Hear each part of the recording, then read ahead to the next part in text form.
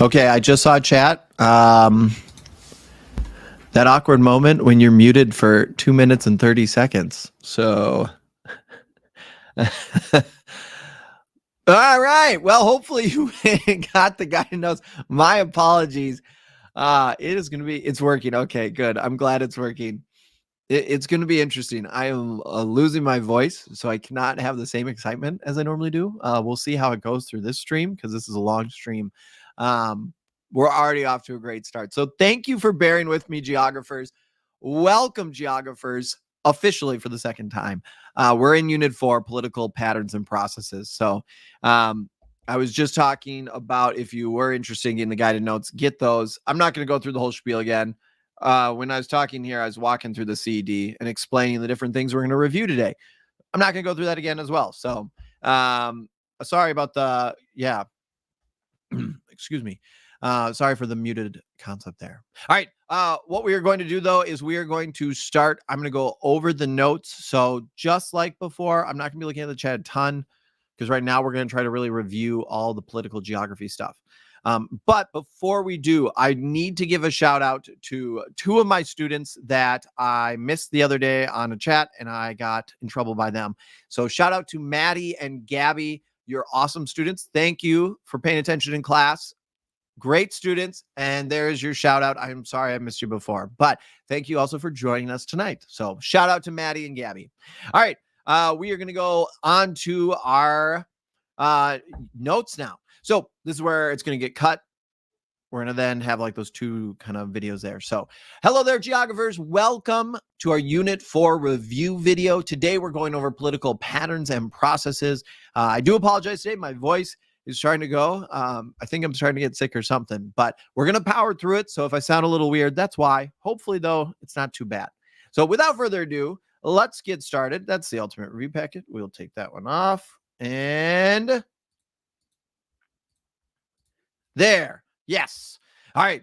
So remember to have those guided notes and follow along and take some notes. So up first, we have a chat interaction. I need to know, what is the difference between a nation and a state?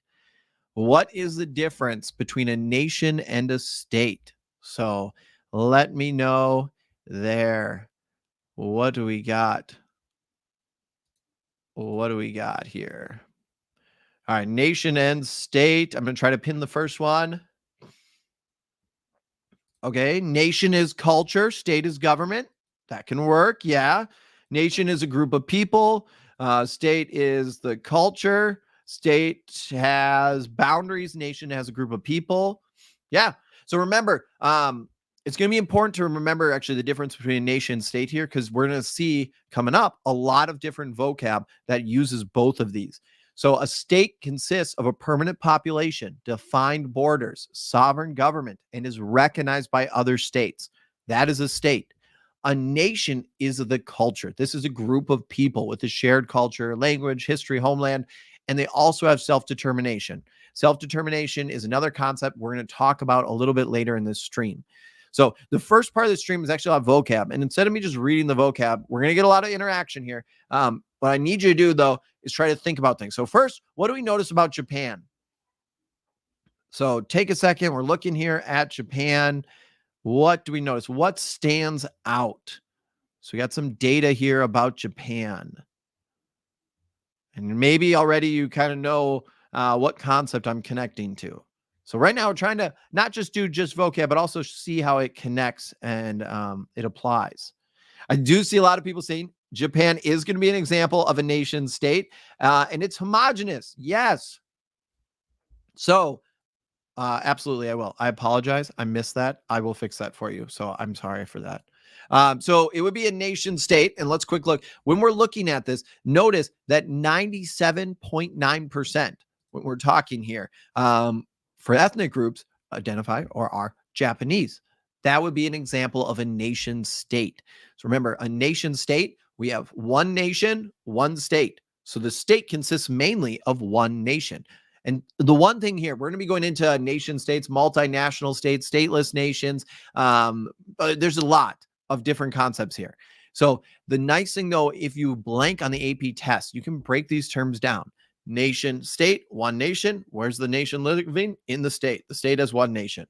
Now, there's no one who's like 100%. So even here, it's 97.9, but Japan's pretty close. That's mainly because of their immigration policies.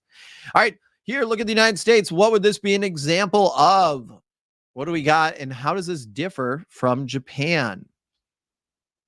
So what do we got here? What do we got? Trying to catch up here with chat. Okay, I'm just have to go all the way down. Okay. I'm seeing a lot of people saying, oh, there's a lot of different ethnic groups. So remember, whenever we are looking at a stimulus component, so here we have a map that we're looking at the United States. So we have a national scale map. We can see it's organized. The scale of analysis here would be local because we can see it's kind of by the counties. We can see a variety of different ancestry groups. So we can see all these different types of people that live inside the United States.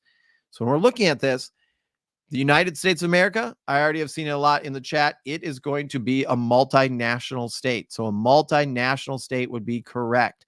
Japan is going to be the nation state. So if you're blanking on the test and you see these, remember multi, and the reason why I've highlighted multi means multiple. Multiple what? It's multinational, multi-nation, multiple nations inside one state. Notice how it's just one state. Same with nation, nation, state, 1-1. Multi means multiple, multiple nations. So remember that when we're breaking it down. All right, up next, what would we got here? What political entity, what other concept could we connect to? So I'm looking here at Korea. I can see the Korean Peninsula. What one could this connect to? Let's see. I'm going to move up to... I'm looking for political entities. So there is a variety of other concepts. You could talk about the DMZ, chat about different things there. But multi, I just saw it. It just moved. Here we go. Multi-state nation. Yes, absolutely. So again, we have one nation split here over multiple states. So multi-state, remember when we're thinking about that, what is multi? The state in this situation. So we have two states, one nation. One nation is split between two states here. Multi-state, one nation. So remember that for that one. All right, next political entity. What do we notice here? What could this be an example of? What do we got? All right. Right now, so I just saw some people just joined. We are on Unit 4, the first part of it. So we're going over the different political entities.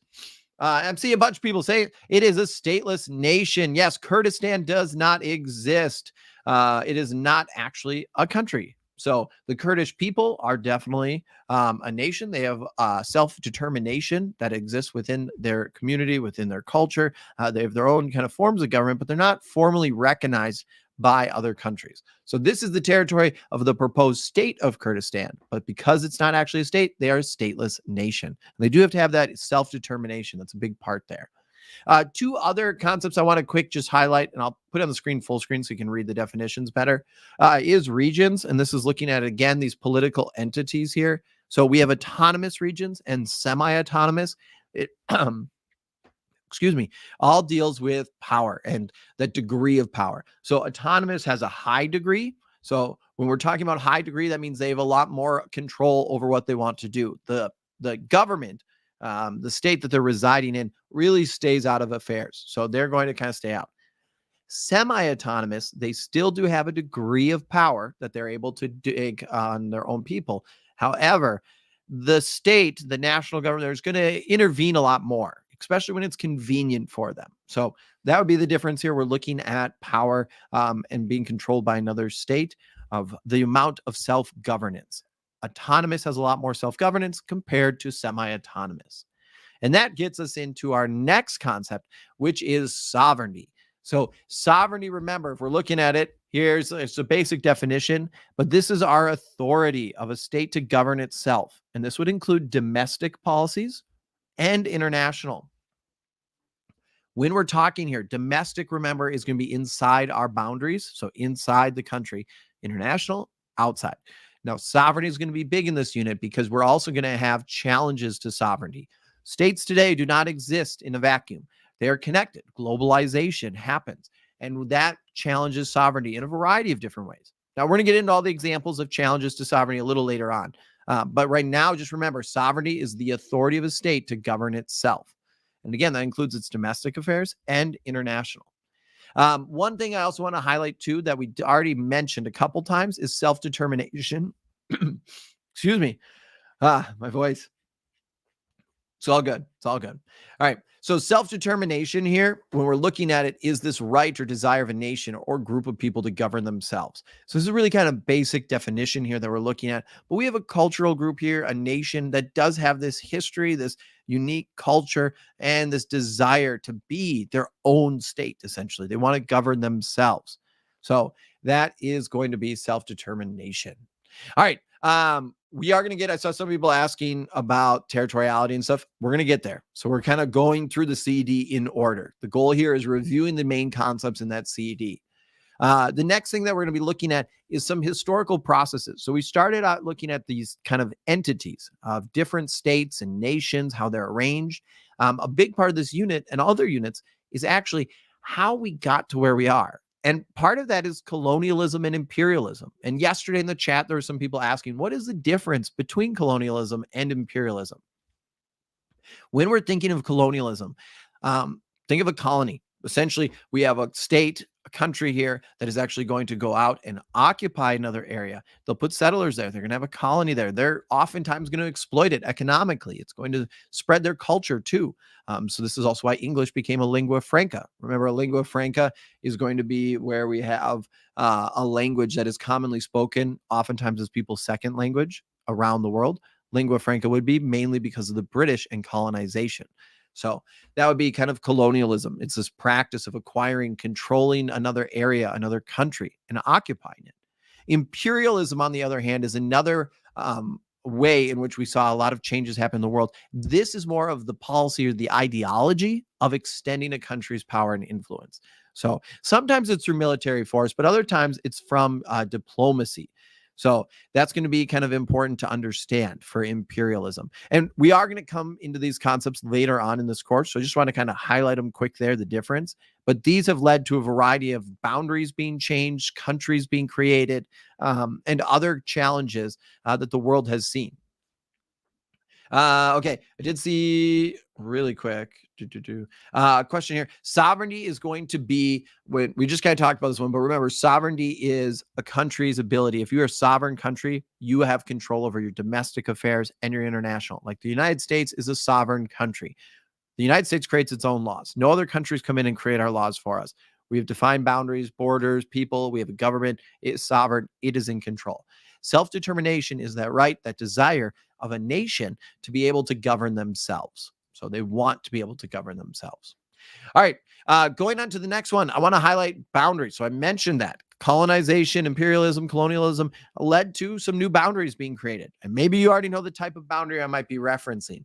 But before we get into the types of boundaries, remember, when we're talking about a boundary, boundaries are often defined, they're delimited, and they're also demarcated.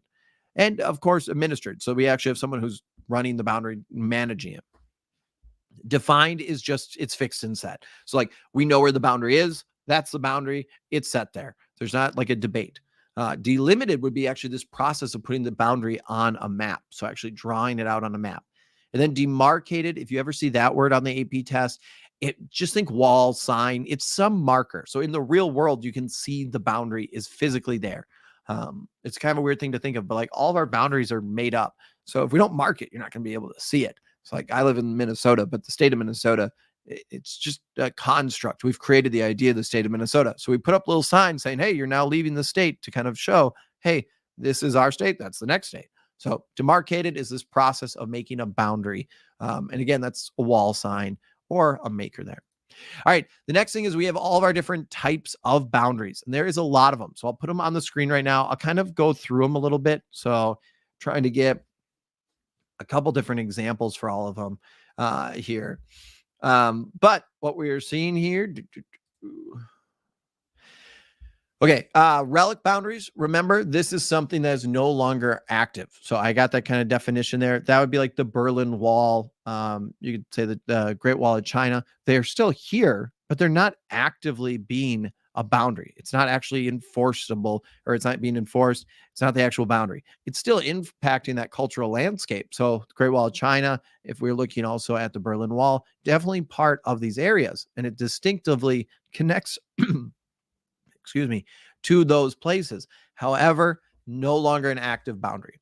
Superimposed when we're talking here about looking at boundaries that are actually created by a foreign state or another group. So the Berlin Conference, we'll talk about that in just a little bit, where we started to see that scramble for Africa. And a lot of those boundaries in Africa were set up by European powers. That would be superimposed. The people that were living there actually weren't the ones that created the boundary. Antecedent boundaries, think antecedent ancestor or ancestry. We're going all the way back in time. That cultural landscape didn't exist yet. And sometimes, depending on the context, we can actually see that a boundary can have actually one boundary could be different types, like the U.S.-Mexico, not U.S.-Mexico, sorry. The U.S.-Canadian boundary is actually an antecedent boundary. If you look at it, it's also a geometric one, which is our next one. We got that straight line going across. And it was created before a lot of the states in the cultural landscape had actually been created. So it's antecedent. Geometric, I just kind of mentioned there. Again, just a straight line.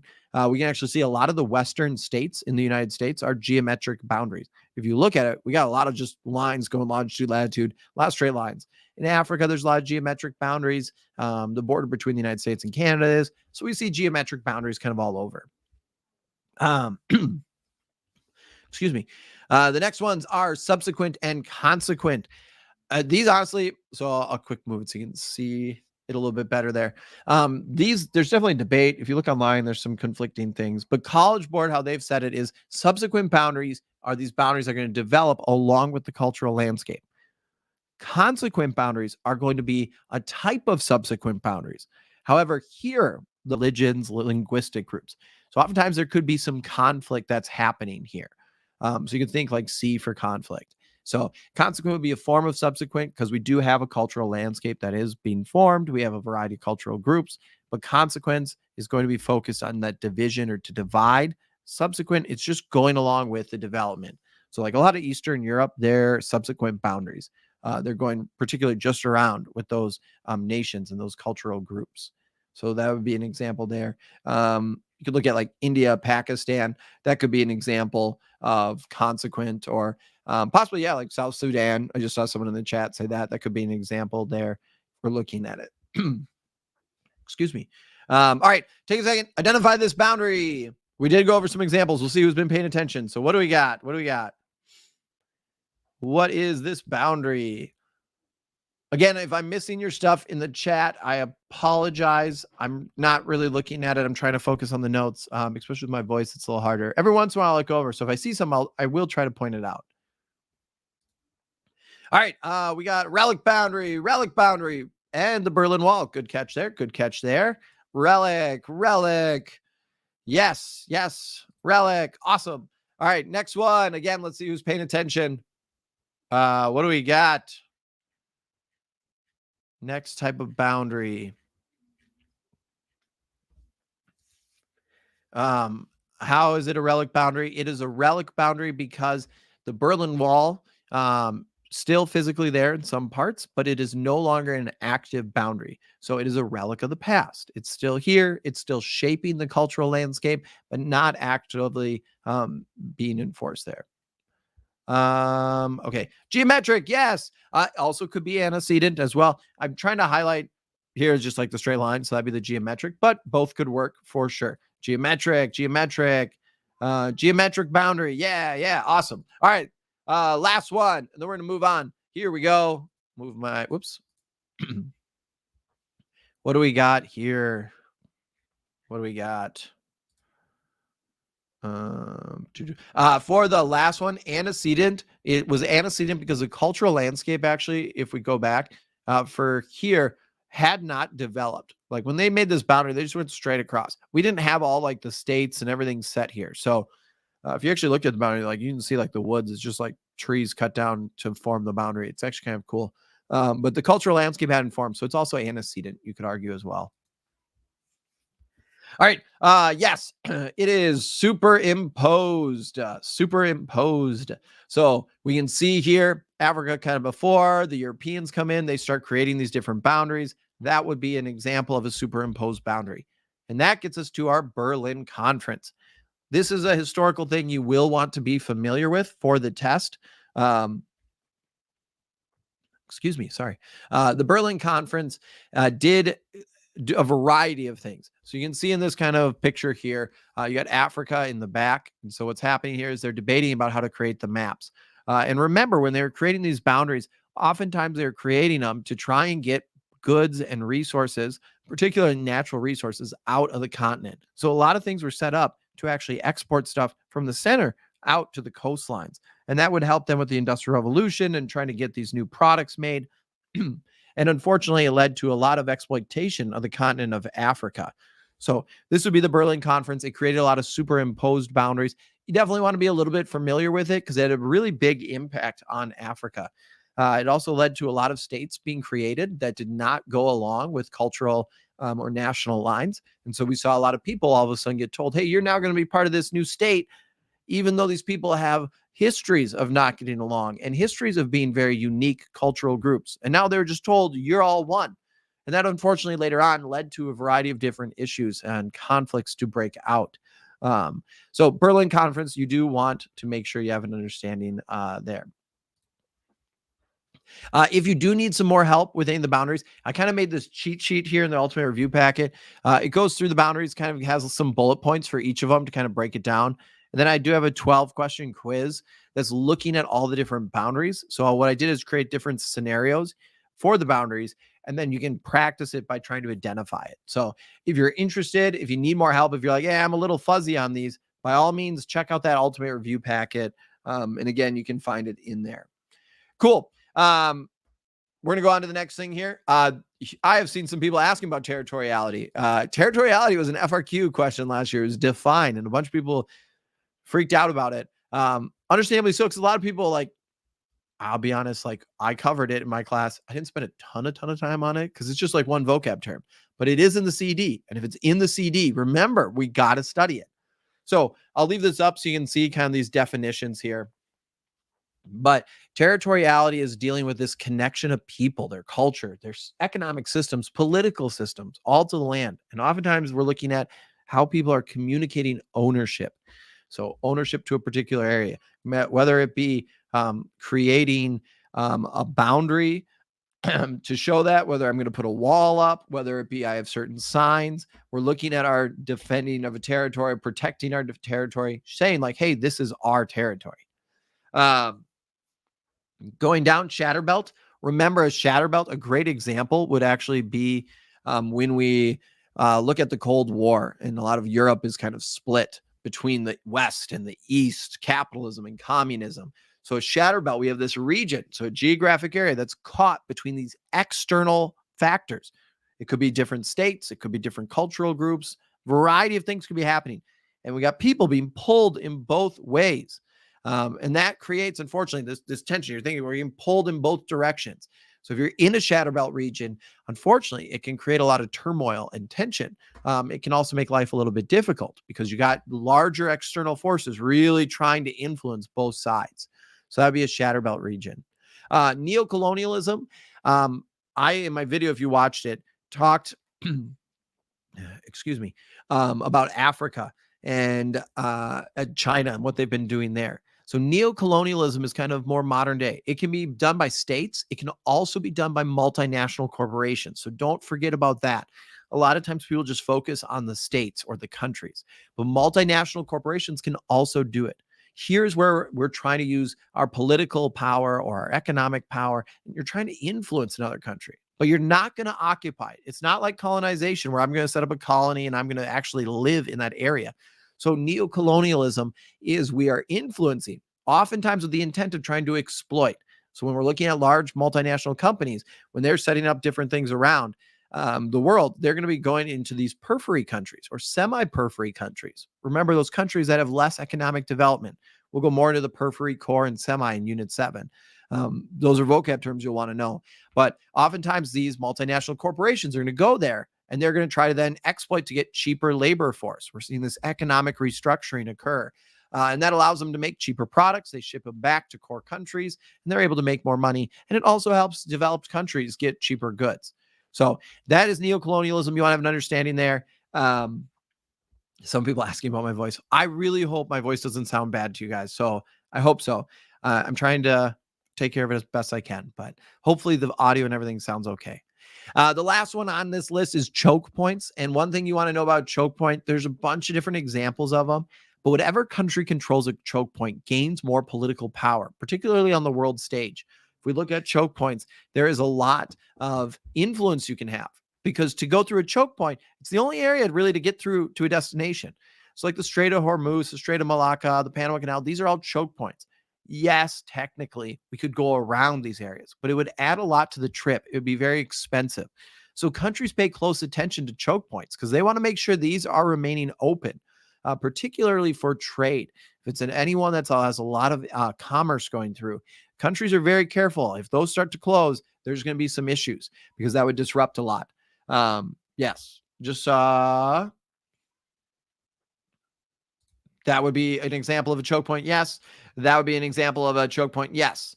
Demilitarized zones. These are going to be areas in which we cannot have our military. Like if we're looking at the demilitarized zone, the DMZ between North and South Korea, you know, this boundary here, essentially, you're not allowed to go into this area. This is said as like technically they have an armistice. So North and South Korea are still technically at war. They just have this temporary peace agreement. The demilitarized zone is what keeps them there.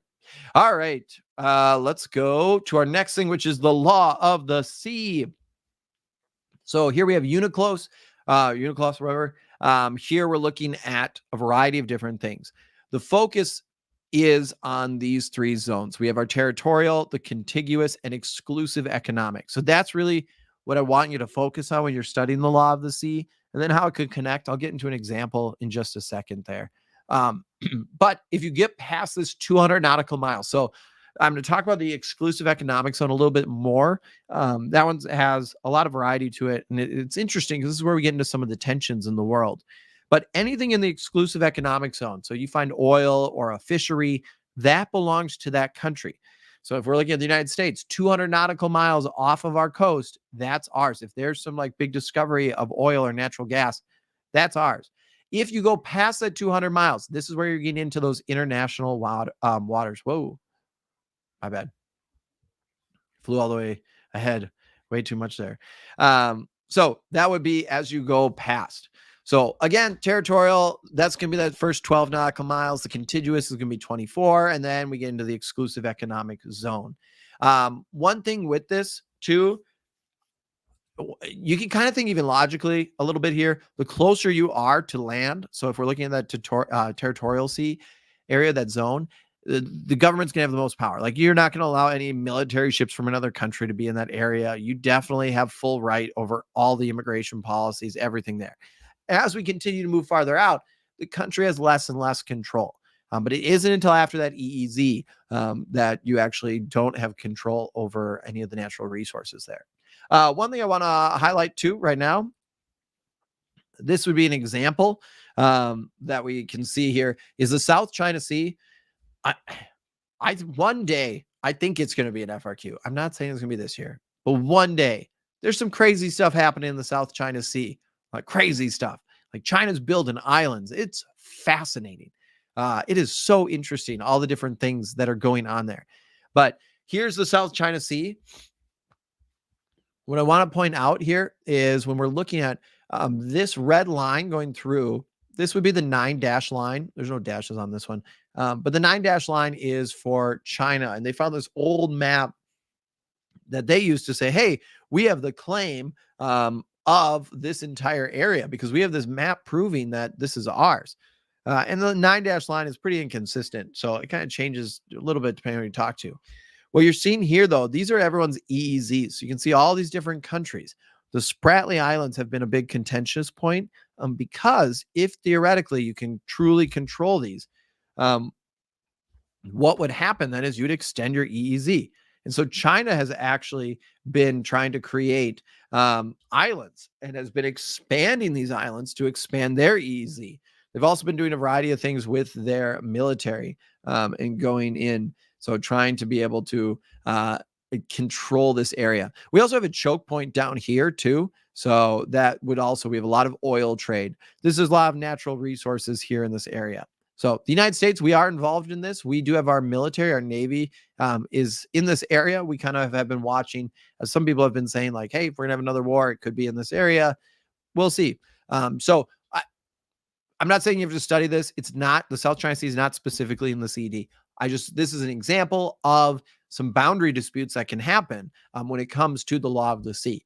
So technically all boundary disputes then would go to the UN, something like this, for example. However, China has not agreed to listen to the United Nations. So in this at least case. All right, up next, we are going into internal boundaries, and we're looking at our wonderful guy over here, Elbridge Jerry here, with gerrymandering and voting districts. So remember, a voting district, we're going to be looking at a very local scale here, or local scale of analysis. This is where elections are going to be held. So odds are, I would bet, come this presidential election, your school will probably be a voting district. People will go to vote there. So these are areas which we organize to be able to vote. Gerrymandering is the process of redistricting a vote. So anyone know when we have to redistrict our voting districts? When does that happen? So when does that happen? Let me know in the chat and I'll try to post it or pin it for you quick. Unit 4 is confusing. There's a lot. There is. The hard thing with Unit 4 is there's so many concepts, and we go from like a really local scale. Like right now, we're talking about voting in the United States, and I'm talking about tiny election precincts and districts. And then before, we were just talking about the South China Sea and international politics. There's a lot. It is every 10 years. So anyone know what happens? There we go. It is the census. So the census happens. We see that populations are changing. Some states grow, some states shrink. That leads us to then reapportionment, where we have to then figure out a variety of things with the Electoral College and all of those fun things with the House and the Senate. Well, not the Senate, but the House. So gerrymandering, though, all you need to know here is this process of redistricting. So this is also in not just redistricting, but we are actually having our politician here who is doing it, actually trying to get favor. So they're trying to get an advantage over another political party. So there's some different ways you could do this. I'll put it on the screen here. These are two that you'd want to be familiar with. There's other ways. You don't have to know all of them. But you can see on the left here, this one here would be a competitive district. So if we look, blue dot, red dot, red dot, blue dot, red dot, red dot, blue dot, red dot, red dot. Notice these are all the same. How I create my boundaries, though, changes the outcome of the election. So gerrymandering is trying to get this advantage in an election. So when we're looking at it, we can see if we're packing here, this is this process of I'm going to take people who are like-minded. Maybe I'm going to try and see, all right, I know that people of this income level normally vote this way, or this education status, or people of a variety of different factors. And I'm going to try to group them. So that way, it essentially makes it so they can't win in other districts. If I notice this packing one, this one's like all red. So they're giving up one seat here, but the blue party will win 1, 2, 3. On the other hand, cracking is we're going to spread people out. So the same distribution of all of our people here, but now the red party is winning as they've cracked this area. They're creating these boundaries in a very specific area so that they can actually win the election. So that is important. Gerrymandering, technically, you're not allowed to do it, but it does happen. It does happen. So yes, you're not allowed to gerrymander. It happens, though. You can see it a variety of ways. Courts will sometimes strike it down. There's a lot to it. There's some people that have said maybe we need to get a third party instead of having politicians create our districts. So you'd have an independent organization or use AI or something to make it and try to take some of this bias out.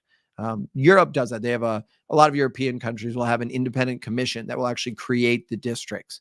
Some states in the US do, not that many though. So yeah, it does lead. Gerrymandering, one way to tell, you can see these really weird districts that form. So that would be a way there. Real quick here, these used to be on the AP exam. They are not anymore. So don't worry about all these, like the Heartland theory, the organic theory, the Rimland theory. They're interesting, but they are not on the AP exam. That is from the old CED. They will not be on your exam this year. So don't worry about that.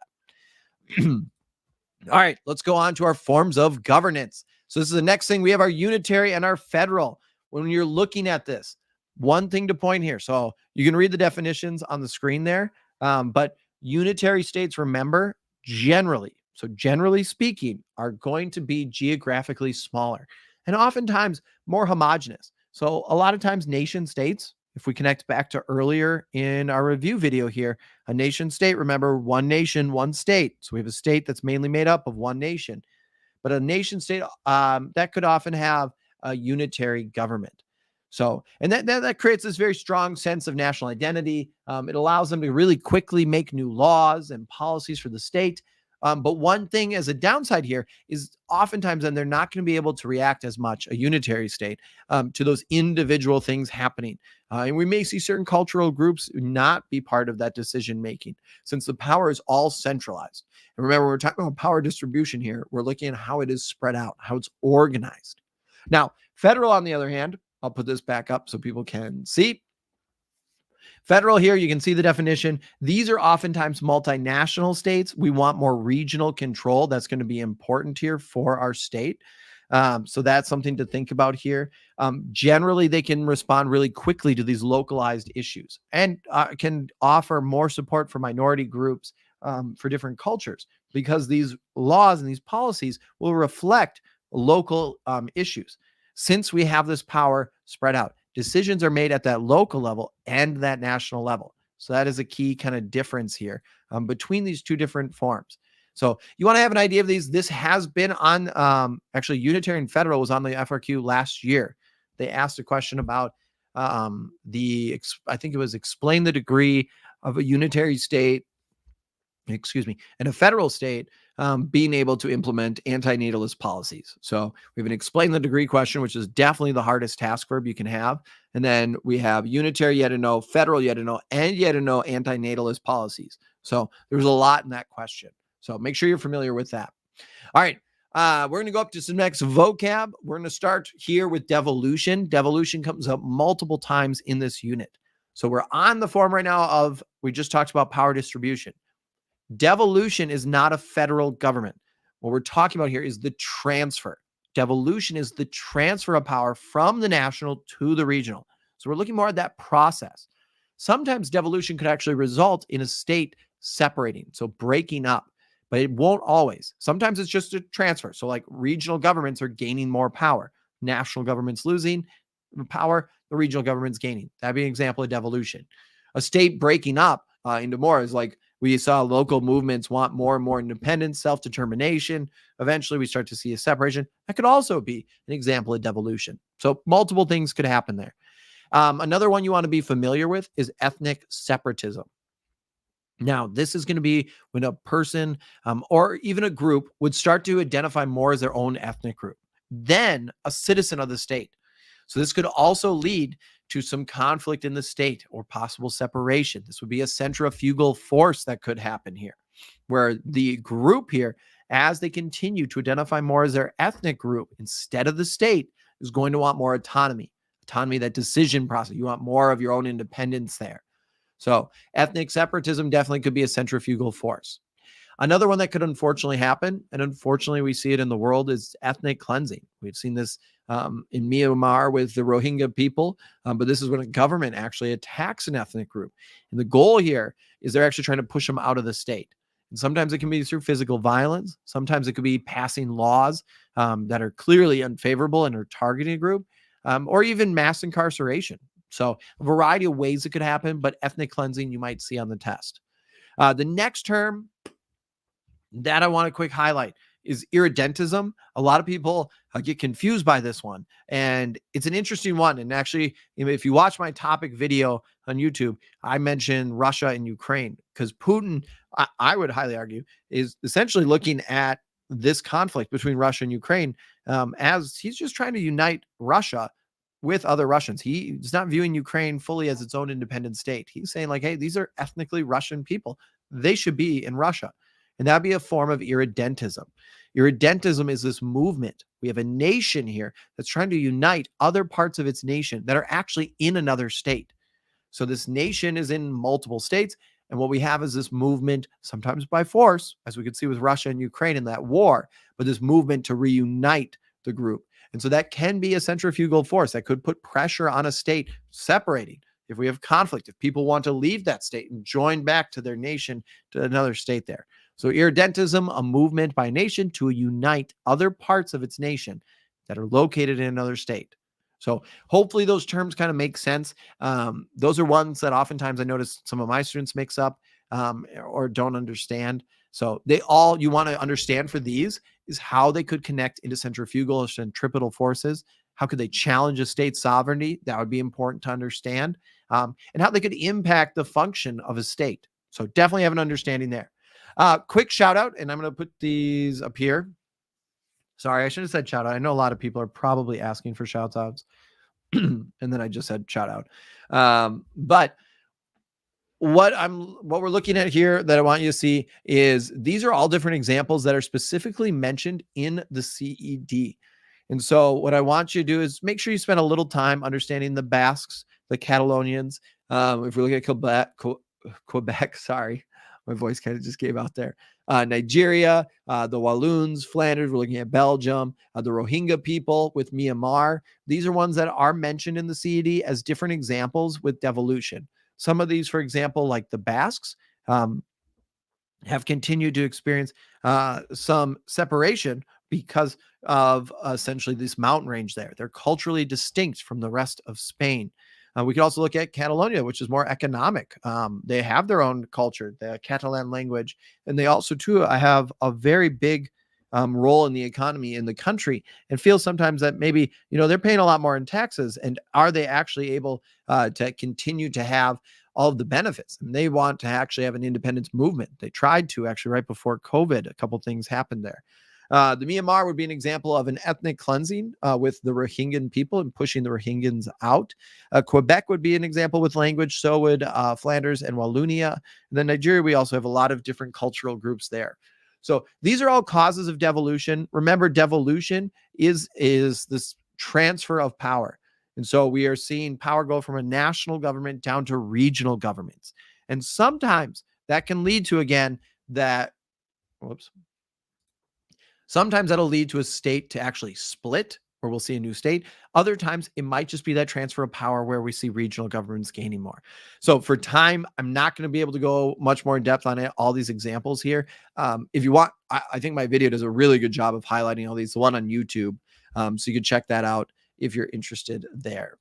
All right, a couple things with some challenges to sovereignty. So these are some things that come up. You might see the word disintegrate. If you think about disintegrate, I always think of like a ray gun, and you shoot them like in Call of Duty, and all of a sudden, boom, they're gone. This is when the state breaks up. It's gone. It ceases to exist in its current form. We have new states are created.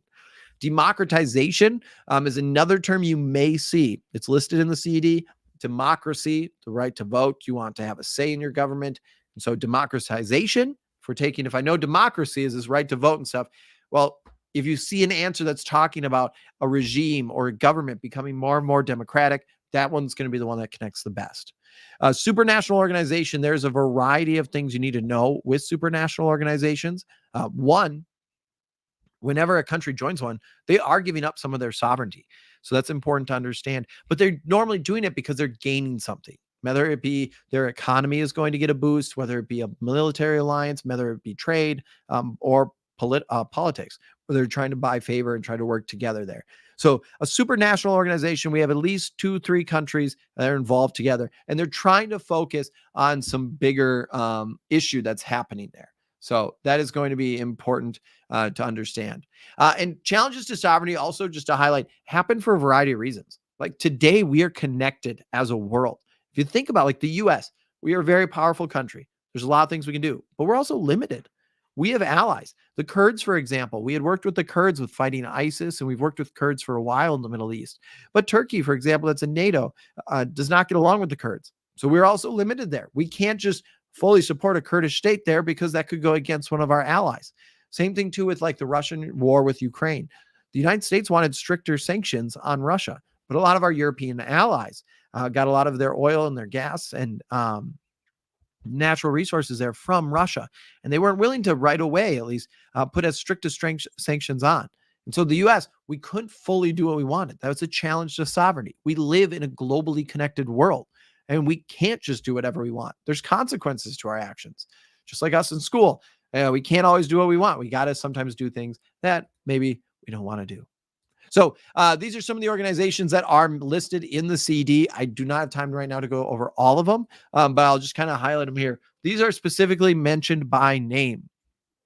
You don't need to know all of the different things about every single one of these supranational organizations. Like you don't need to know like the date they're founded and that stuff, but have an idea of like, okay, the UN, we have all these countries getting together. The African Union, they're trying to get rid of colonization, the effects of it. We can see some of these are political, some of these are economic, some of these are military. Like if we're looking at NATO, that'd be a military one. So these are just different things to kind of help out. Just reminding you, getting this kind of back in your mind. Again, if you need help with any of these challenges to sovereignty, I have a whole quiz that just practices these. So if you go to the Ultimate Review Packet, you can see it there. But in here, it's got stuff on devolution. It's got stuff on supranational organizations. It's got stuff about globalization and all of that. So if you're interested, by all means, check it out, and you can see that there. All right, we're almost done. Next one that we're going to do is a review is centripetal and centrifugal forces. I mentioned this before. So one of the things here that we are seeing, and just to get it correct, centripetal, remember, is that P for pull. It's pulling people together. So we are trying to bring people together. On the other hand, centrifugal, F for force. We are forcing people apart. So remember those different things there when it comes to centrifugal and centripetal forces. And remember too, like different things, for example, if we have a variety of nations with self-determination, that could be more of a centrifugal force. If we have a weak national government, that would be more of a centrifugal force.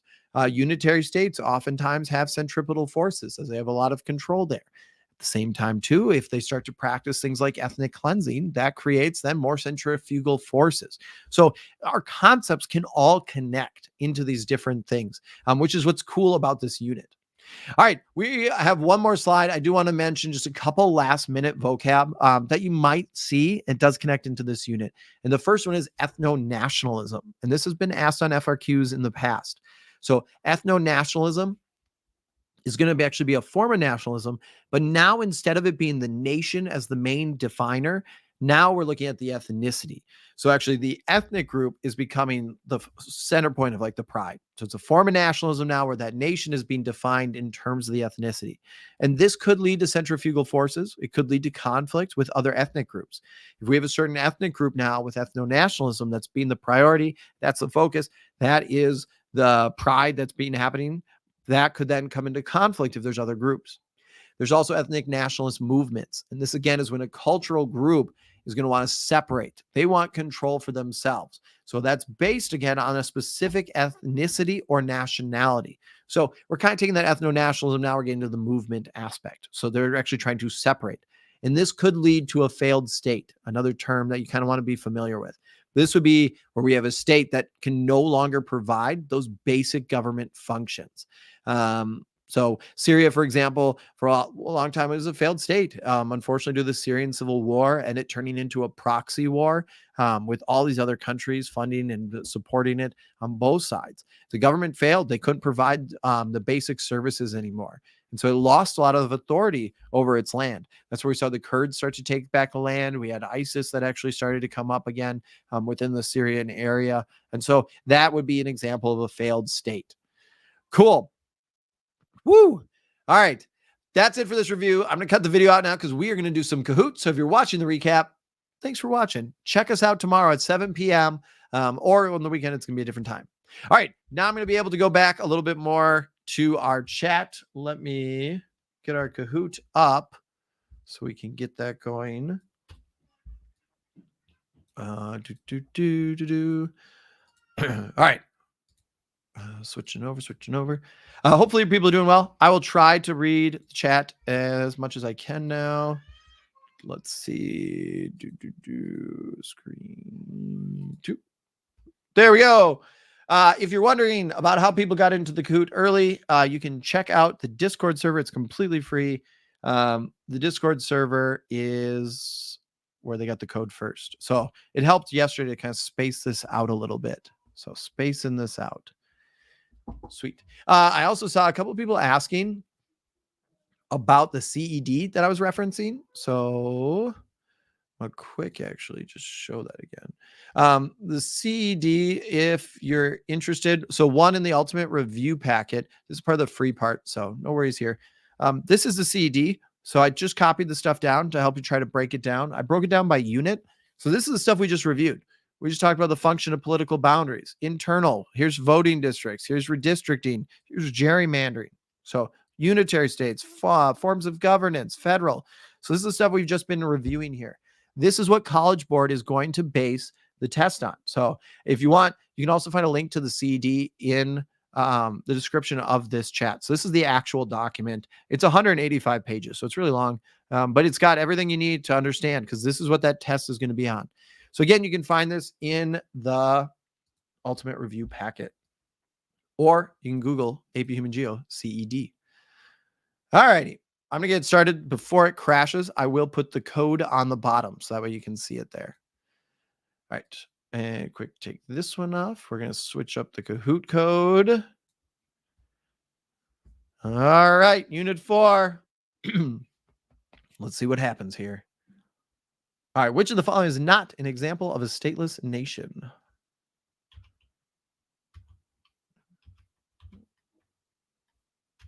All right. There's our Kahoot code. Put that on the bottom.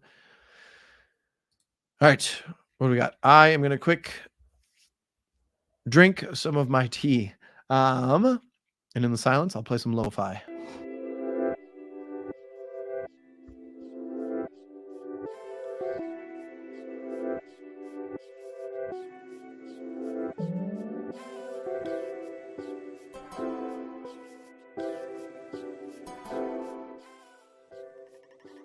All right. So real quick, the reason why it's the Amish don't have self-determination. So all of those other groups do have self-determination, which would then make them, if we're talking about this, make them a stateless nation. You have to have self-determination. So the Amish would be an example of a folk culture that does exist in the United States. So that would be kind of connecting back to Unit 3 a little bit there. So just quick clarification there. All right. Next question. Which of the following best describes a multi-state nation? We just talked about this. I'll turn off the lo-fi so it's not too much stuff. Okay, I gotta get back to chat.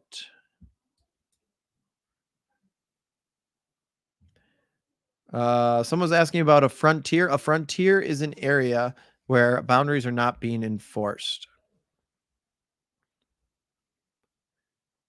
Your brain is dead. Your brain died. You got plenty of time. You're good. You're good. You got this.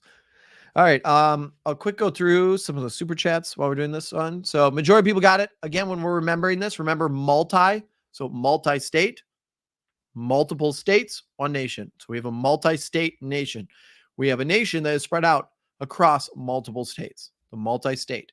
It's not a multinational. Multinational would be a multiple national groups or multiple nations inside one state. So even if you blank on these again, remember, breathe, pause on that AP test. See, can you break down the term?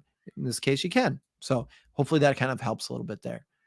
All right, next question. I'll read some of the super chats as we're going. So we're looking at the border below would best match with which boundary?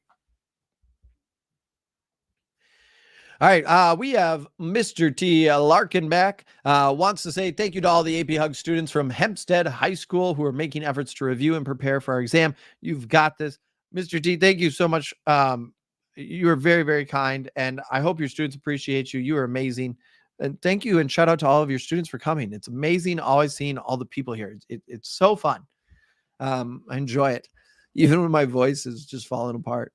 And it would be a geometric boundary. So again, we practiced this one earlier. It's that straight line, longitude, latitudes. That would be that geometric boundary there. All right. A couple changes in the leaderboard there.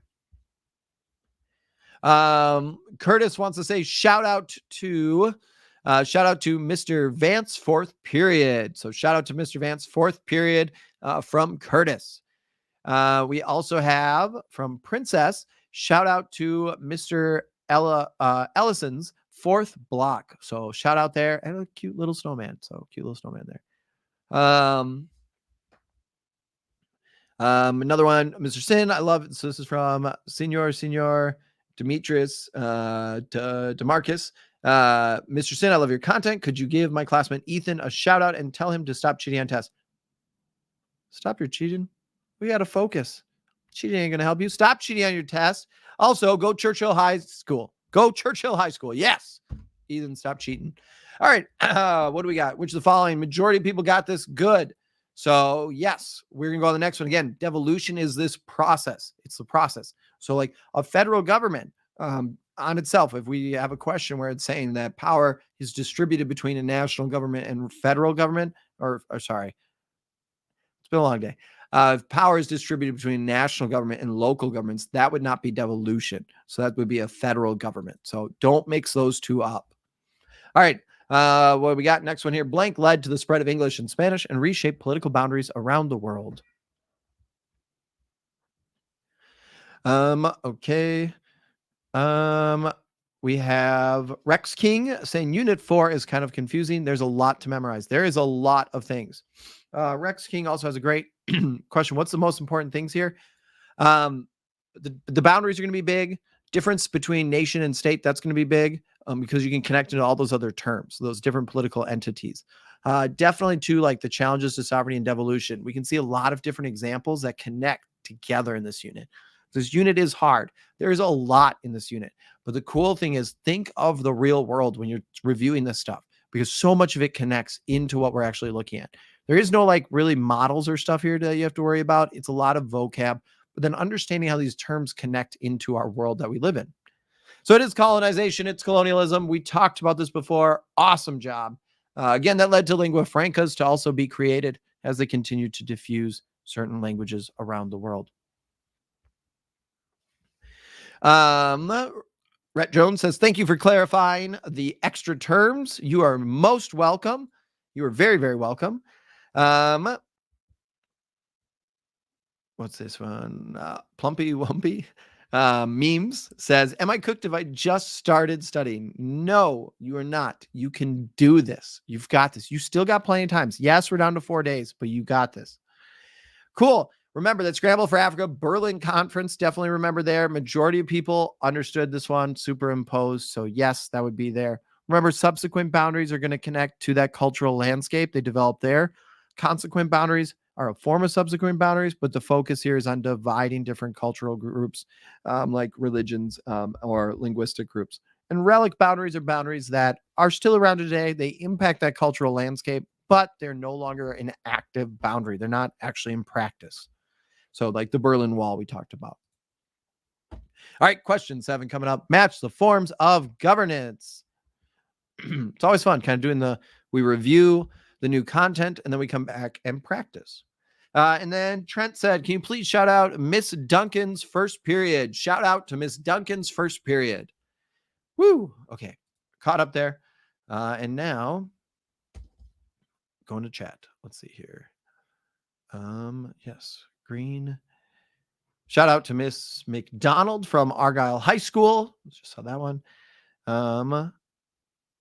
What other things? Any questions people had? Shout out to Mr. Blank from 6 Hour. I'm assuming 6 Hour. I got some fire emojis there. Cool. And his unitary feder. I should have taken Confederation off. This is just where, so you can see, and I'll make it full screen. So unitary, all our power centralized here at the federal government, or that, sorry, not federal, but just unitary, the national government. Federalism here, we have our central power, and again, we have our regional, and so we have this overlap. Some of our power is distributed. This could also lead to some conflicts and tensions as to who actually has control.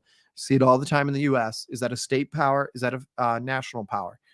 Confederation would be like that central government's almost non-existent. It's still technically there. It's just very, very weak. The majority of all the power resides then with the local areas. Confederation isn't listed in the CD, so I shouldn't have had it in there. It just connects into these different forms of governance. All right. Here we go. Today, the image below is known as what? Mr. Sinn Beard, please. Picture you got a good beard. Maybe. If you find me on TikTok, I do have some old videos of me with a beard. So you'd have to look at that, see if it works or not. I don't know if it works. If you do find me on TikTok, I don't know, make a TikTok, tag me in it. Maybe I'll respond. I'll duet some. That'd be kind of fun. All right. So today, the image here is a relic boundary. Yes. So we've talked about the Berlin Wall a lot as examples here. Majority of people got it, which is good because we've been talking about that a lot. Going on to the next one. Am I an AP grader? I have graded before. I really wanted to go this year. Originally said yes. And there's different things that came up with my school where I wasn't able to anymore.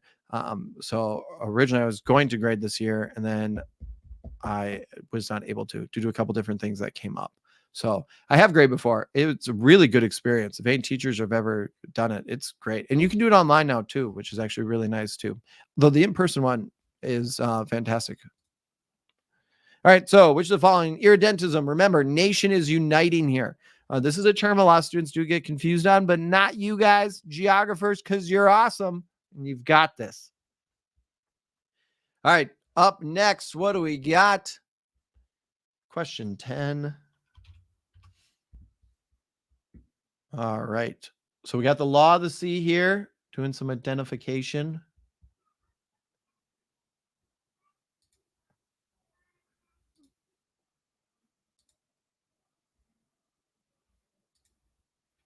All righty.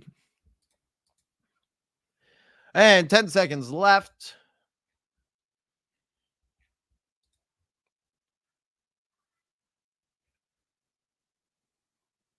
Okay. All right. And yes, when we're looking at our territorial waters, it is our contiguous zone. It is our EEZ, which is going to be our exclusive economic zone. And then the international waters at the end there. Remember, when we're looking at like natural resources, if we're in the zone, that country we're talking here, they're the ones that control everything.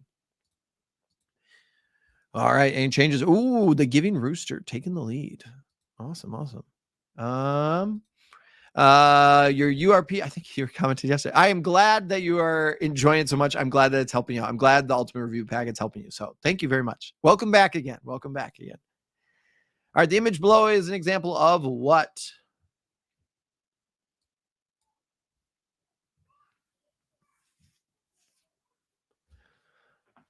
Some people asking about neo-colonialism. I was going to pin your comment, but unfortunately I missed it. So I'll quick explain it. This would be a choke point. Again, here's the choke point. So you have to be able, these countries, they would control this area. They could block that choke point, that Strait of Hormuz, which would cause a lot of different issues. So that would not be good. That'd be a choke point. So some people are asking, as we were looking at redistricting here, about neo-colonialism. Neo-colonialism happens today. It can happen with either like multinational corporations, so big companies, or states. And generally, it's going to be more economically developed states that are then taking advantage of less developed states when we're talking about economics.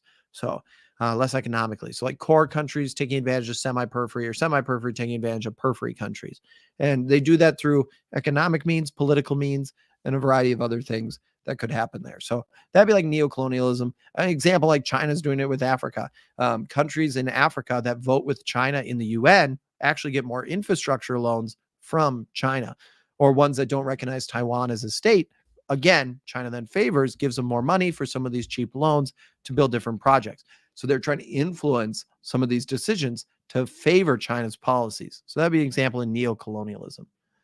Cool. Majority of people got this is gerrymandering. Remember, we got cracking and packing that can happen there. So we're looking at trying to get an advantage in an election. All right. We got a question here. Colonialism. Remember, we're setting up like a colony. We have a state that's actually coming, and then they're going to be creating. They're coming over to a new country, a new area, a new state. They're gonna have settlers there. They're gonna control it. Oftentimes, exploit it. Imperialism is more of the policy or that ideology of trying to expand and of trying to like take stuff, but you're not necessarily physically being there. So it could be diplomacy influencing there, or even military force. But we're not trying to set up a colony. I can feel my voice just going. Hopefully it sounds good. All right. Which of the following is not one of the problems gerrymandering calls? It definitely does not allow for more balanced elections. It would create safe districts. These would be districts where a politician doesn't have to worry really about losing an election because it's been so skewed. So that would also lead to the reduction of people's votes and their impact and diminish their voices. So it's not question. It definitely does not create balanced elections. All right. Next question. Um,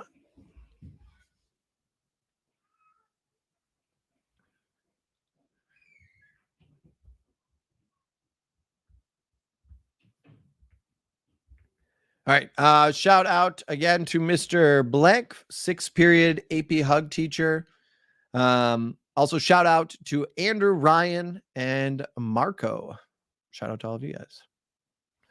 All right.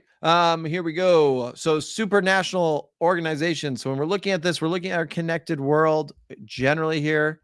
What's one of the reasons which of the following is not one of the reasons why we've seen more supranationalism? It's a promotion of isolation. This is going to be the opposite. Today, we are seeing globalization. Countries are connected. They want to work together. Isolation would be we are trying to not be as integrated. We're not trying to connect as much. So you wouldn't want to join these other organizations because you're trying to be independent and stay away from that kind of global world there. All righty. What do we got? I can't join the Kahoot. I am sorry if you can't join the Kahoot. That's one of the downsides of having so many people. I think our Kahoots, I think we max it out. If you're in the Ultimate Review Packet, I'll post this Kahoot so you can do it on your own if you like. Otherwise, you can just follow along and have some fun there. All right. It'd be city government. So subnational, anytime we're talking about subnational, sub is below. You think of like a submarine. It's going under the water. National, that national government. So if we're looking at anything below the national government, that would be subnational there. So, for example, a city, a county, even a state. Now, the confusing thing, I should clarify here. State, remember, means country. In the United States, when I said state, I was thinking of like Texas, Minnesota, Florida, Utah, Wyoming, New York, all these states that we have. So those are regional governments. So those are all under the national government there. So subnational, it's below the nation there. All right. Let's go on to our next thing. Florida's put a 5 in the chat. All the Florida people. We'll start seeing the states represent each other now in the chat. We should do a poll one time. It'd be interesting to do like a Google form just to see. Now I'm seeing a bunch of 5s. It'd be interesting just to see all the different states. Actually, it would be really fun. Ooh, that's a good idea. Now what I really want to do, I want to find a way that we could get a competition. I don't think I'd be able to get this year, but in the future where we could do like a battle of the states of the United States and then also other countries. If there's other countries here, they would also be able to. Maybe we could find, I'm going to think on this. If we can get some point system and stuff. Ooh, that would be fun. All right. Majority of people did get this. Ethnicity here when we're looking at ethno-nationalism. Awesome. There we go. So Giving Rooster still holding the top. Awesome job there. We're on question 17 of 25.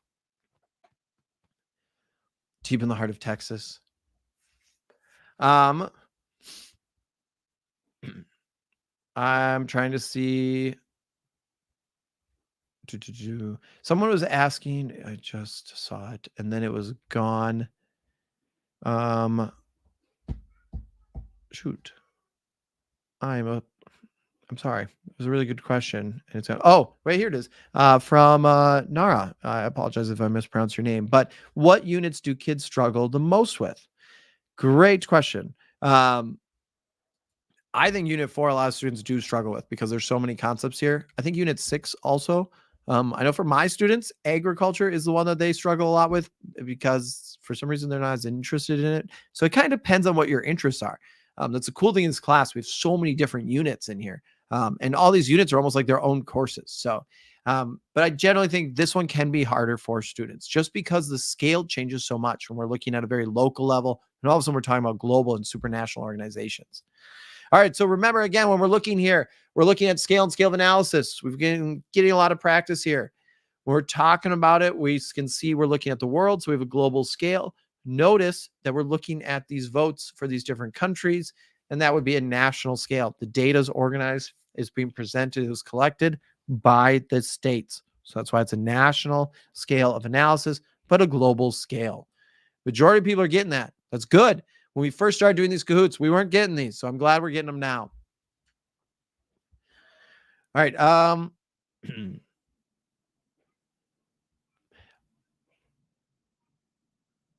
Okay. Shout out to Curtis. I don't fully. Okay. I will say this, Curtis, you deserve a 5. So Curtis deserves a 5. The rest of it's saying that you enjoy the chats, recommended by your teacher, Mr. Vance. You're a W and have helped me get hundreds on a lot of my unit tests. Good luck on the exam, everyone. Get that 5. Thank you so much, Curtis. Very kind. I just don't know the last part. I have to be careful sometimes with what I read. So that's why I changed your thing a little bit. But thank you very much for the support. That's very, very kind. I am so glad that you're doing well in your class. That is phenomenal. So shout out to your teacher as well, Mr. Vance. Make sure you tell Mr. Vance how much you appreciate him and all the hard work that he's done there. Cool. Let's go to our next question. We're on 19 of 25.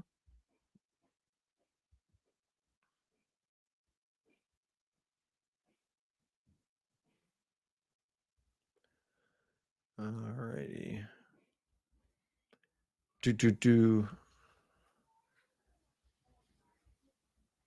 Shout out to Mr. Lewis. It just moved. I was just about to read it and all of a sudden it's gone. You did not read this. Always read the full part. So always read the entire question. Definitely for that. All right. So here again, which following African states, cartographers here when we're looking at it, longitude, latitude. Remember, Berlin Conference superimposed boundaries. So a lot of these boundaries were not created with the cultural groups in mind. That led to then different issues to form. So that's important. Berlin Conference, you do want to have an understanding of. All right. Next question. Here we go. 20 of 25. There are 25. Do I want to play Siege with you? Siege would be fun. Rainbow Six Siege would be fun. Yeah, I wanted to play that. Actually, I have a PlayStation 5, so Sea of Thieves just came out. I haven't been able to play it yet, but I am excited to try that out because I've heard really good things, but I am not going to be able to play that until well after the AP test. All righty, image below. What do we got? Yeah, so stateless nation here, if we're looking at the Kurds, I guess technically really it shouldn't even probably be a multi-state because they don't actually have their own state. So I should have fixed that. But a stateless nation for sure. The Kurdish nation, we have the Kurdish nation here. This is the proposed state of Kurdistan. And again here, Kurdistan does not exist. So it's a stateless nation there. Good question here. Will there be a visible timer during the AP exam? You will have a clock on the wall somewhere. That's going to be your timer. They're also going to write on the board the end time, and then you'll get like a 5-minute warning. So this is one of the reasons why I say make sure before you go to this exam, you have practiced a test. Do not go into this exam not taking a full test yet. Think of it like you're going to state for whatever sport you play, or you're in like a big concert. You don't go there without practicing first. Take a practice test and time yourself and get used to that because you want to make sure when you get there, you're ready. So I have my students where we'll do like 10 questions, 10 minutes, and I'll do 10 questions, 1 minute per question. Then they have to move on to the next one. So they start to get used to that. So when you're doing it, get used to kind of keeping track of the time yourself a little bit there.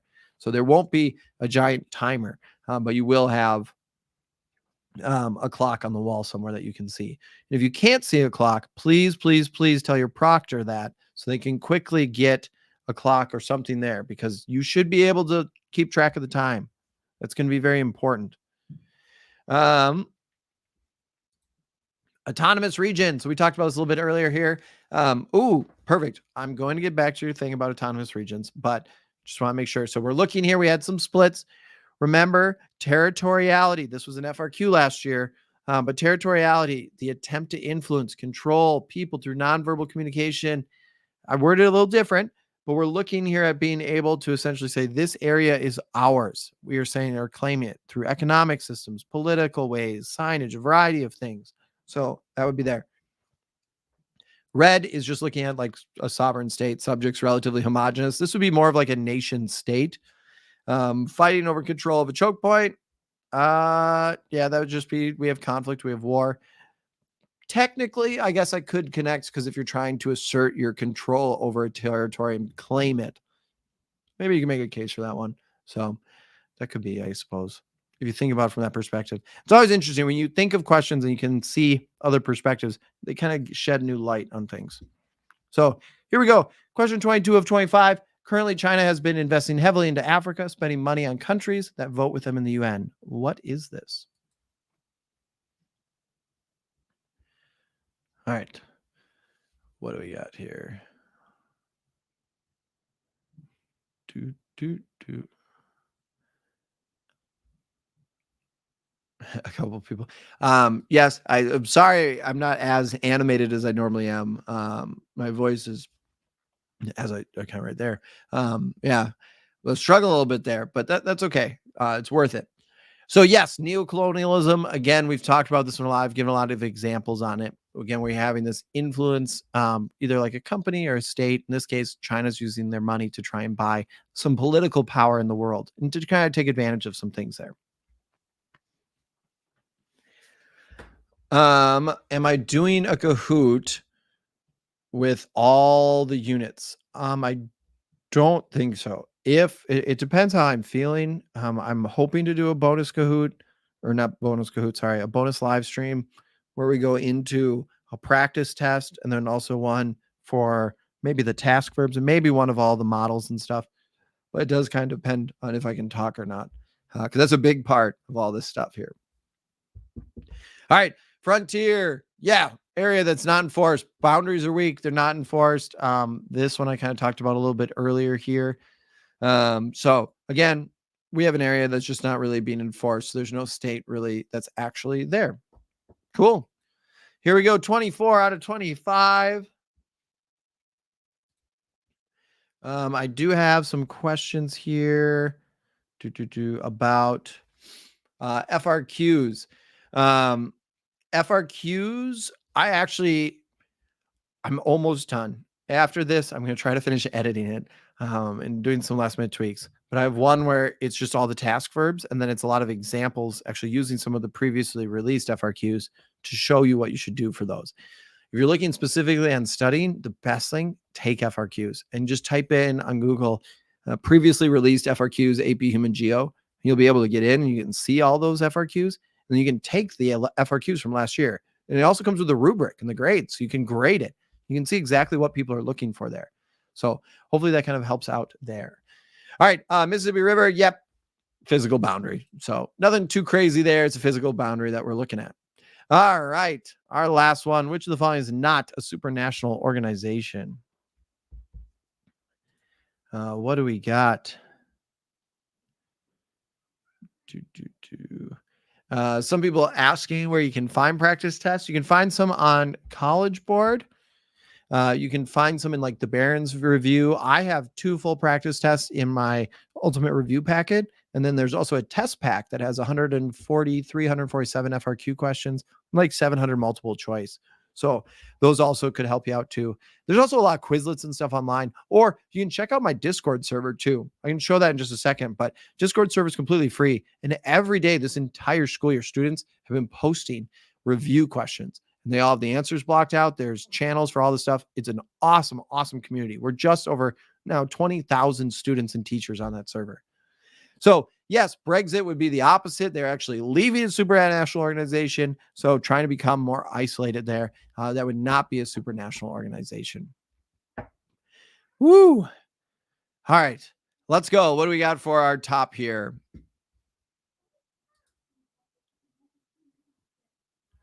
Also too, shout out to my student again, Gabby. You are not trash. You've got this. You got to have more confidence in yourself. You can do this. I know you can. You got this. All right. The Discord link is invalid. I can check that out. So we got some people asking. So here's the Discord server. You can see right now people are tagging me already. But this is, I posted the Kahoot a little early. So if you're interested in checking it out, I believe it's just Discord. I was going to pull it up. I don't want to show anything that I shouldn't reveal, I guess, like if there's something with like the code of the server. probably isn't. I don't know. But yeah, this is the Discord server. We have a ton of people on here right now. So we can even see right now. Yeah, just over 20,000 people. Right now there's online. There's 2,500 people on this. So check it out if you're interested. You can just even type in Discord Mr. Sinn. It's completely free. It's a cool way to study with a bunch of people around the world and around the country. And they're all studying for AP Human Geo. So that's what's pretty fun there. All right. I got to wrap up. I can't do a whole like Q&A or anything here. I got to go rest. So thank you all so much. Tomorrow, Unit 5. I actually kind of finished making all that stuff. So that's on the list. But Unit 5 tomorrow. If you do need more help, check out my ultimate review packet. The link's in the description. Thank you all so much for being so phenomenal.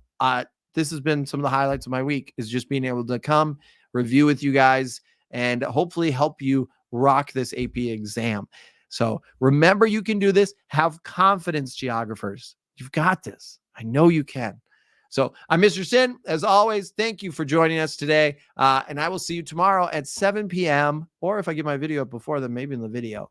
Have a great night, everybody. Mr. Sinn is out.